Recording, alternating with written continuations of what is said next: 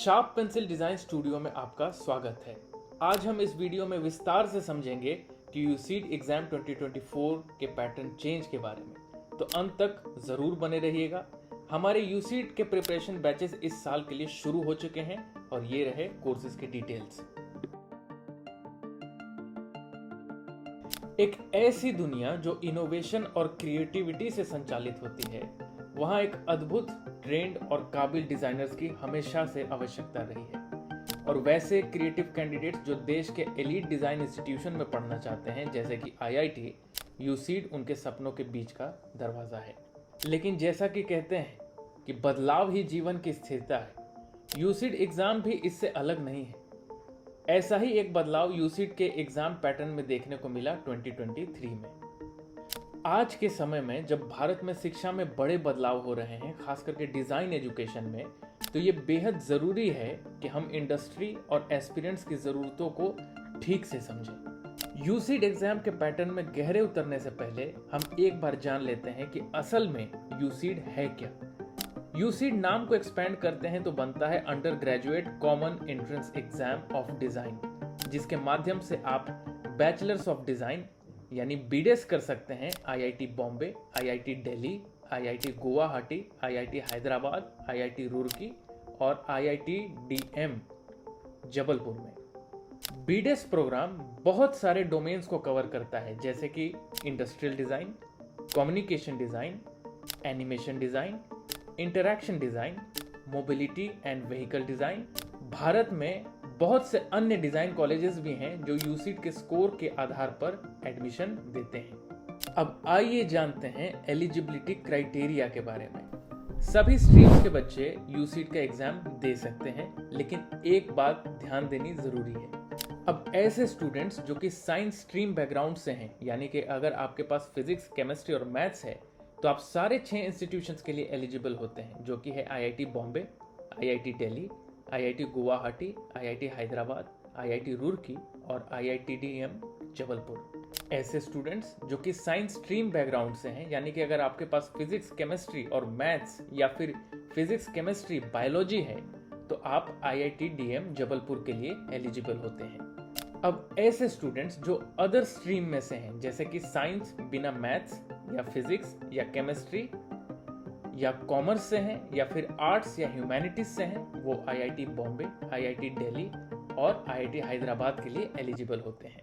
अब ऐसे स्टूडेंट्स जो अभी क्लास 12th में हैं, वो यूसीड का एग्जाम अटेम्प्ट कर सकते हैं, और वो स्टूडेंट्स भी यूसीड के लिए अप्लाई कर सकते हैं जिन्होंने 12th के बाद 1 साल का ड्रॉप लिया हो। अब यहाँ पर सबसे जरूरी बात यह है कि एक कैंडिडेट केवल 2 ही बार यूसीड अटेम्प्ट कर सकता है, वो भी कॉन्जिक्यूटिव ईयर्स में।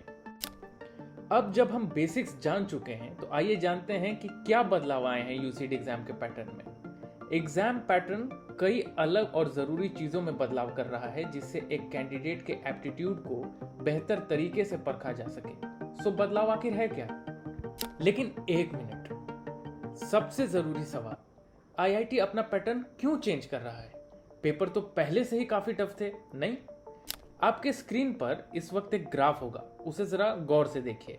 क्या दिखाई देता है? एप्लीकेंट्स का नंबर यूसीड में हर साल तेजी से बढ़ रहा है। यही एक मुख्य कारण है कि एग्जाम को और टफ और चैलेंजिंग बनाया जा रहा है। अब यूसीड का एग्जाम 2 पार्ट्स में डिवाइडेड है, यानी कि पार्ट ए और पार्ट बी। अब आइए पार्ट ए के बारे में जान लेते हैं। इसमें 200 मार्क्स का पेपर होता है और उसके लिए मैक्सिमम टाइम आपको 2 घंटे मिलते हैं। ये कंप्यूटर द्वारा कंडक्ट किया जाता है, तो इसे कंप्यूटर बेस्ड टेस्ट भी कहते हैं। अब इसमें 3 सेक्शंस होते हैं। सेक्शन 1 यानी कि एनएटी, न्यूमेरिकल आंसर टाइप, इसमें 14 क्वेश्चंस होते हैं, यानी हर एक सवाल के लिए आपको 4 मार्क्स मिलते हैं और कोई नेगेटिव मार्किंग नहीं होता। इन सवालों के जवाब नंबर्स में होंगे, जो कि सॉल्व करके आपको डालने होंगे कीबोर्ड द्वारा, जो कि स्क्रीन पर मौजूद होगी। ध्यान रहे कि इसमें आपको जवाब के ऑप्शंस नहीं दिए जाएंगे। सेक्शन 2 यानी कि एमएसक्यू, मल्टीपल सेलेक्ट क्वेश्चन, इस भाग में कुल 15 क्वेश्चन होंगे। हर एक एमएसक्यू में आपको 4 ऑप्शंस दिए जाते हैं, जिनमें एक सही जवाब होगा या फिर एक से ज्यादा सही जवाब भी हो सकते हैं। अब इसमें कुछ बातें ध्यान से समझनी बेहद जरूरी है। इन सवालों के मार्किंग स्कीम कुछ इस प्रकार से होंगे कि अगर आपने किसी सवाल के सारे सही ऑप्शंस चूज किए और कोई भी गलत ऑप्शन सेलेक्ट नहीं किया तो आपको मिलते हैं +4 मार्क्स। अगर किसी सवाल में सारे ऑप्शन सही हैं और आपने 3 चूज किए और कोई भी इनकरेक्ट ऑप्शन चूज नहीं किया तो आपको मिलते हैं +3 मार्क्स, जो कि हैं पार्शियल मार्क्स।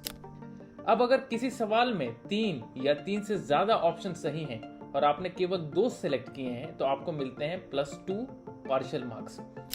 अब ऐसे सवाल जिसमें एक से ज्यादा सही जवाब हैं और आपने केवल एक ऑप्शन सेलेक्ट किया है और कोई भी गलत ऑप्शन सेलेक्ट नहीं किया है तो आपको मिलते हैं +1 पार्शियल मार्क्स। और अगर आपने सवाल में से एक भी ऑप्शन चूज नहीं किया तो आपको मिलते हैं 0 मार्क्स और -1 बाकी अन्य केसेस में। सेक्शन 3 यानी कि MCQ, जिसे हम मल्टीपल चॉइस क्वेश्चन भी बोलते हैं, ये सेक्शन 28 मार्क्स का है, जिसमें 3 मार्क्स आपको सभी सही जवाबों पर मिलते हैं और 0.71 नेगेटिव मार्क्स मिलते हैं सभी गलत जवाबों पर।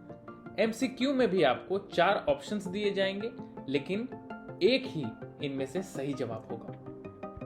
अब आइए जानते हैं कि पार्ट ए में कौन कौन से टॉपिक्स होंगे। विजुअलाइजेशन, यानी कि किसी पिक्चर या कॉम्पोजिशन को आप अपने दिमाग में सोचते हैं बिना किसी रेफरेंस या इमेज को देखे हुए।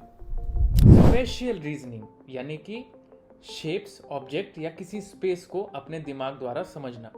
इसमें खास तौर पर आपके शेप्स या ऑब्जेक्ट को रिलेट करके किसी निष्कर्ष पर पहुंचने की क्षमता देखी जाती है। जैसे कि आप कोई पजल या ऐसा गेम खेलते हैं जिसमें आपको डिफिकल्टीज और लेवल्स को पार करना होता है ताकि आप उसे सही समय पर सॉल्व करें और रिजल्ट तक पहुंच पाएं। प्रैक्टिकल नॉलेज, यानी कि एक ऐसा इंफॉर्मेशन या कोई स्किल जो आप देखकर या पढ़कर गेन नहीं करते बल्कि उसे हैंड्स ऑन करके एक्सपीरियंस करते हैं या सीखते हैं। जैसे कि अगर आप बाइक चलाना सीखना चाहते हैं तो आपको एक्चुअली बाइक चला के एक्सपीरियंस गेन करना पड़ेगा, जिसमें पेडलिंग और बैलेंसिंग का अनुभव करना बेहद जरूरी है। या एक ऐसा नॉलेज जो आप ट्राई करके, गलतियां करके, अनुभव करके सीखते हैं अपने आसपास की दुनिया में। और फिर आता है साइंटिफिक नॉलेज।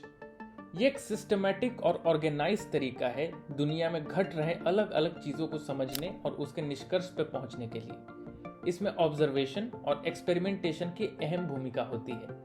जैसे कि एक साइंटिस्ट जानना चाहता है कि आसमान नीला क्यों होता है, तो उसे वो ऑब्जर्व करना पड़ेगा और एक्सपेरिमेंट्स करेगा, जहां वो उन चीज़ों पर ध्यान देगा जैसे कि लाइट की प्रॉपर्टी क्या होती है और वो जब अर्थ के एटमॉस्फेयर से टकराती है तो कैसे रिएक्ट करती है। इसके निष्कर्ष में एविडेंस और लॉजिक का होना बेहद ज़रूरी है। ऑब्जर्वेशन और डिज़ाइन सेंसिटिविटी। डिज़ाइन सेंसिटिविटी बिल्कुल ऑब्जर्वेशन के प्रिंसिपल की तरह ही काम करती है, मगर मुख्य तौर पर इस बात पर गौर करती है कि आप डिज़ाइन को या उसके एलिमेंट को अनुभव किस प्रकार करते हैं और उसका इम्पैक्ट आप पर किस तरह होता है। एक व्यक्ति जिसमें डिज़ाइन सेंसिटिविटी होती है वो पैटर्न्स, हार्मोनीज और डिज़ाइन के अन्य भागों को खास तौर पर ध्यान देता है, और ये सारी चीज़ें एक डिज़ाइन के लिए होनी बेहद ज़रूरी है। ये बात भी समझते हैं एक उदाहरण के तौर पर।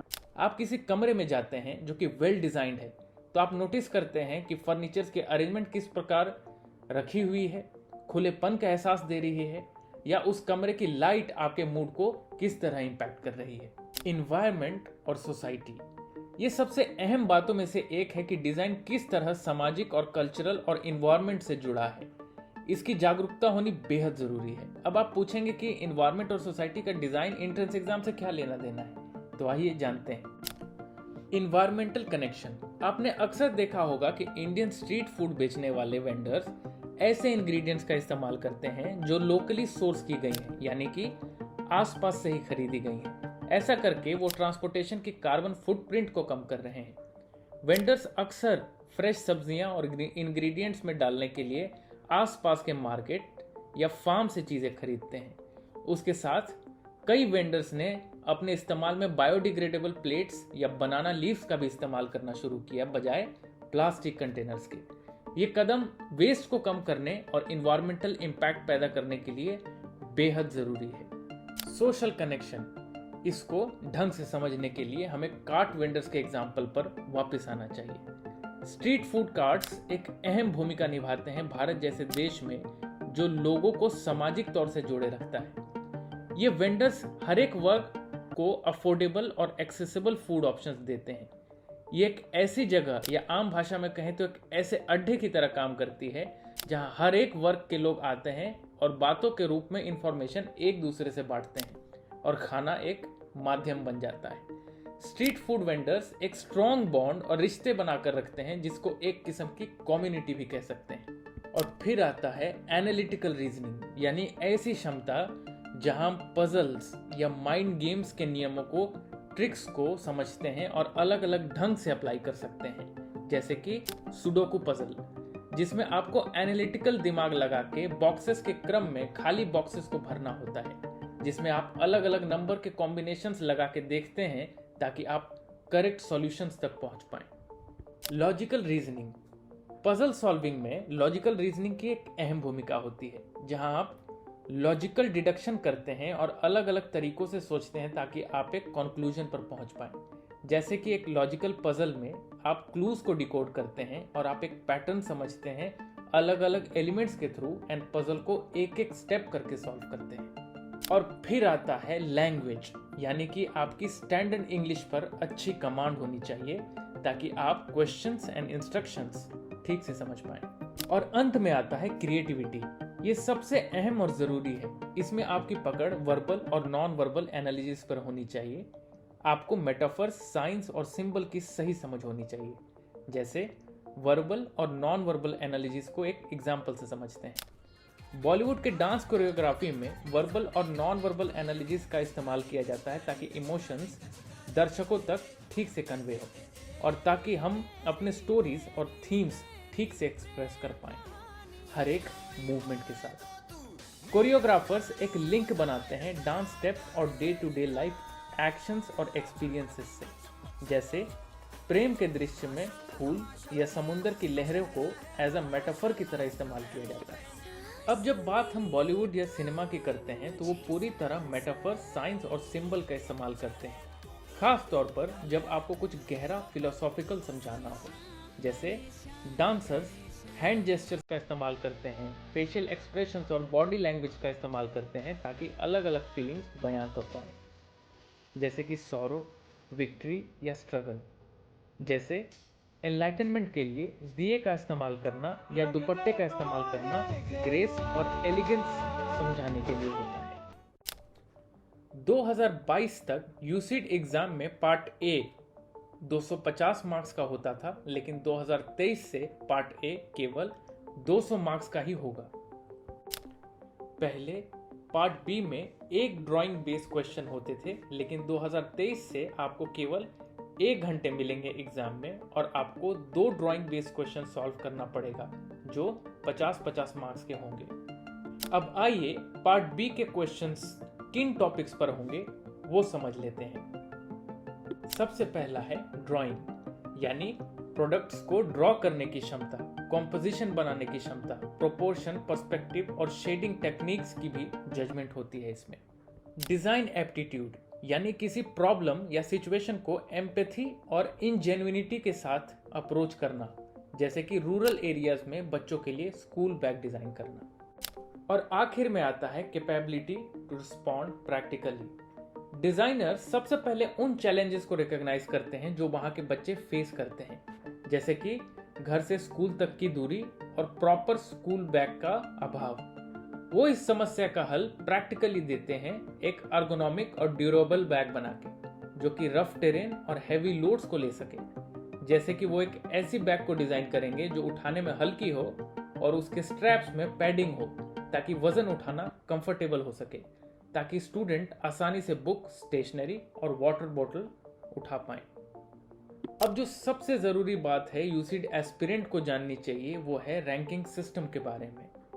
पार्ट ए के मार्क्स निर्धारित करते हैं कि कैंडिडेट्स शॉर्टलिस्ट होंगे कि नहीं। अब जो भी बच्चे शॉर्टलिस्ट नहीं होते उनके पार्ट बी की वैल्यूएशन भी नहीं होती। यूसीड के कट ऑफ के ऊपर हम एक बड़ी इलेबोरेटेड वीडियो जल्द ही बनाएंगे और आप तक लेकर आएंगे। उस वीडियो में हम बात करेंगे कट ऑफ कैलकुलेशन की, तो वीडियो को लाइक करिए और हाँ, सब्सक्राइब करिए, उससे हमें प्रोत्साहन मिलता है। ये सारे बदलाव जिनके हमने वीडियो में बात की, ये बेहद कारगर होंगे कैंडिडेट के एप्टीट्यूड को जज करने में, ताकि किसी के नॉलेज और स्किल सेट की ठीक से जांच परख हो पाए। सो अगर आप यूसीट की तैयारी करने की सोच रहे हैं तो हम शार्प पेंसिल डिजाइन स्टूडियो में अप टू 100% तक की स्कॉलरशिप प्रोवाइड कर रहे हैं। उसके लिए बस 2 आसान स्टेप्स आपको फॉलो करने होंगे। इस वीडियो के कमेंट बॉक्स में क्वेरी फॉर्म भर के आप हमसे जुड़िए और हमारे फैकल्टी से फ्री करियर काउंसलिंग लीजिए। तो आज के वीडियो के लिए बस इतना ही। अगर आपको ये वीडियो हेल्पफुल लगा हो तो लाइक करना, शेयर करना और सब्सक्राइब करना ना भूलें, ताकि ऐसी और भी वीडियोस हम आप तक लेकर आते रहें। मिलते हैं अगले वीडियो।